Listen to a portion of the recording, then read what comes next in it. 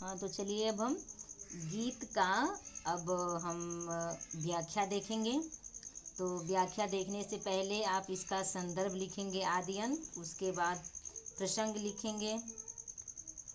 पहले आदि अंत, संदर्भ, प्रसंग, उसके बाद व्याख्या। तो संदर्भ तो बताना नहीं है, संदर्भ आप लोग लिख लेंगे। लेकिन ये जो गीत है वो लहर से लिया गया है। जैसे श्रद्धा मनु का जो है वो कामायनी से लिया गया, वैसे ये लहर से लिया गया है ये गीत। तो चलिए अब हम इसके व्याख्या पर ध्यान देते हैं। कठिन शब्दों का अर्थ भी देख लीजिए। जैसे विभावरी का अर्थ होता है रात्रि, और तारा घट का अर्थ होता है तारा रूपी घड़ा। नागरी का अर्थ होता है चतुर यानी चालाक। किसलय का अर्थ होता है नवीन पत्ता यानी कि नए पत्ते, कोमल जो होते हैं। लतिका का अर्थ होता है बेल। मुकुल का अर्थ होता है कली। अलको का अर्थ होता है बालों। मलेज का अर्थ होता है पर्वत से उत्पन्न सुगंध। मलय एक पर्वत है, वो पर्वत से जो उत्पन्न सुगंध है उसी को मलेज कहते हैं। आली का अर्थ होता है सखी, और यदि अली रहता तो अली माने भौरा होता है, यहाँ आली दिया है, आली माने सखी होता है। विहाग का अर्थ होता है आलस या विरह वेदना भी कह सकते हैं, लेकिन यहाँ विरह वेदना से मतलब नहीं है, आलस से मतलब है। तो चलिए इसके प्रसंग को देख लीजिए। प्रसंग में आप यही लिखेंगे कि इस गीत में कवि ने प्रातःकालीन सौंदर्य के माध्यम से, यानी कि प्रातःकालीन की जो सुंदरता है उसके माध्यम से प्रकृति के जागरण का आह्वान किया गया है। ठीक है, तो चलिए देखते हैं।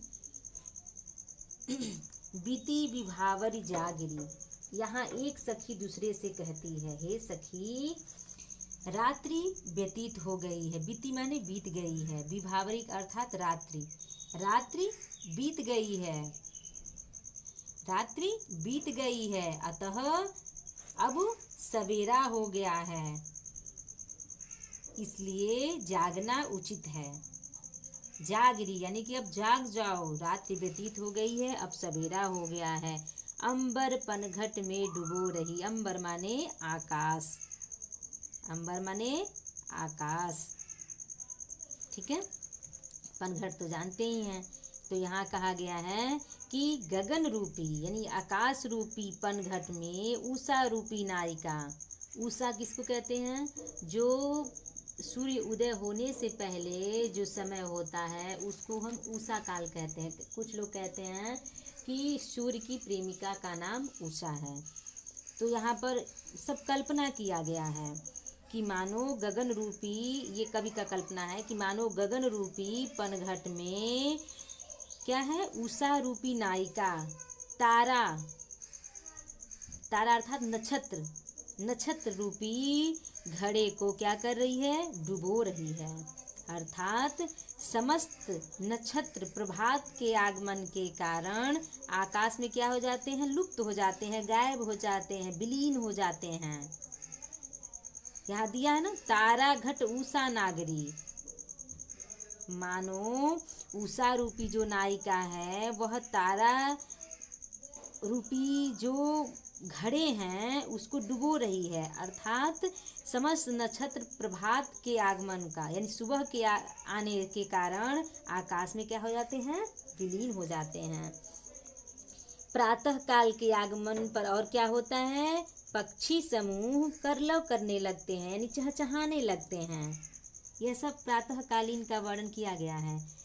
और क्या होता है, मानो, और ऐसे होने पर यहाँ बताया गया है कि खग कुल कुल कुल सा बोल रहा, खग माने पक्षी, कुल कुल सा बोल रहा यानी कि प्रातः काल के आगमन पर पक्षियों का समूह करलव करने लगता है, कुल कुल सा बोलने लगता है। तथा किसलय का अंचल डोल रहा, तथा पल्लवों का अंचल यानी कि आंचल हिलने लगता है, यानी कि जो सुकोमल सुकोमल नए नए पत्ते हैं मानो वो हिल रहे हो, हिलने लगते हैं। लो यह लतिका भी भर लाई, और यहाँ कहा गया है कि लतिका का अर्थ होता है बेल। यहाँ बताया गया है, कहा गया है कि शीतल मंद सुगंधित समीर भी प्रवाहित होने लगते हैं, बहने लगते हैं। शीतल यानी ठंडे हवा, ठंडी ठंडी हवा भी चलने लगती हैं, और यह लता भी नवीन पराग रूपी रस से युक्त, ये लतिका जो है, जो बेर हैं, वो मानो नवीन पराग रूपी रस से युक्त गागर यानी कि घड़े, यहाँ दिया है ना, मुकुल, मुकुल का हम अर्थ आपको बताए हैं, कली होता है। घड़े क्या हो गए हैं, भर लाई है। यहाँ नवल रस गागरी, गागरी का अर्थात होता है घड़ा। नवीन पराग रूपी, नवल रस यानी कि नवीन पराग रूपी रस से युक्त घड़े जो हैं वो भर लाई है। ठीक है, अब आगे बढ़ते हैं। अधरों में राग अमंद पिए। अब यहाँ कहा गया है कि मानो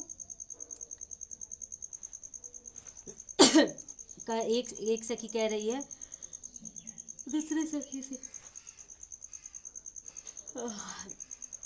हे सखी तू अपने अधरों में प्रेम की मदिरा अमंद पिए। मदिरा, राग, राग माने प्रेम होता है, प्रेम की मदिरा, अमंद का होता है मदिरा। हे सखी तू अपने अधर माने होठ होता है, तुम अपने अधरों में यानी होठों में प्रेम की मदिरा को पिए हुए अपने बालों, अलको माने बाल, बालों में सुगंध को मलयज, मलयज का हम बताए हैं ना कि पर्वत से उत्पन्न हुआ सुगंध जो होता है, बालों में सुगंध को समाये हुए, तथा आँखों में तू अब तक सोई है आली, तथा आँखों में आलस्य भरे हुए क्या कर रही हो, सो रही हो। ठीक है, कहने का तात्पर्य है कि प्रातः काल होने पर सभी लोग क्या कहते हैं, जाग जाते हैं, परंतु हे सखी तू अब तक सो रही है, जबकि यह सोने का समय नहीं है। आँखों में भरे बिहागरे, बिहाग का अर्थ होता है आलस। पूरे अर्थ को देख लीजिए एक बार और। एक सखी दूसरे सखी से कहती है कि हे सखी रात्रि व्यतीत हो गई है, अतः अब तेरा जागना ही उचित है। गगन रूपी पनघट में उषा रूपी नायिका अर्थात तारा, उषा रूपी नायिका तारा नक्षत्र रूपी, तारा यानी कि तारा रूपी घड़े को डुबो रही है, अर्थात समस्त नक्षत्र प्रभात के आगमन के कारण आकाश में लीन हो गए हैं। प्रातः काल के आगमन पर पक्षी समूह कलरव कर रहा है यानी कि चहचहा रहे हैं, तथा पल्लवों का अंचल यानी कि आंचल हिलने लगा है। शीतल मंद सुगंधित समीर यानी हवा, शीतल ठंडी ठंडी मंद मंद सुगंधित हवा बह रही है, प्रवाहित हो रही है। यह लता भी नवीन पराग रूपी रस से युक्त सागर यानी कि घड़े को भर लाई है। समस्त कलियां पुष्पों में परिवर्तित होकर पराग से युक्त हो गई हैं, परंतु हे सखी तू अपने अधरों में प्रेम की मदिरा पिए हुए, अपने बालों में सुगंध को समाये हुए, तथा आँखों में आलस्य भरे हुए सो रही है। कहने का तात्पर्य है कि प्रातः कालीन होने पर सर्वत्र यानी कि सभी जगह सभी लोग जाग गए हैं, परंतु हे सखी तू अब तक सो रही है, जबकि यह सोने का समय नहीं है। ठीक है, चलिए आगे बढ़ते हैं।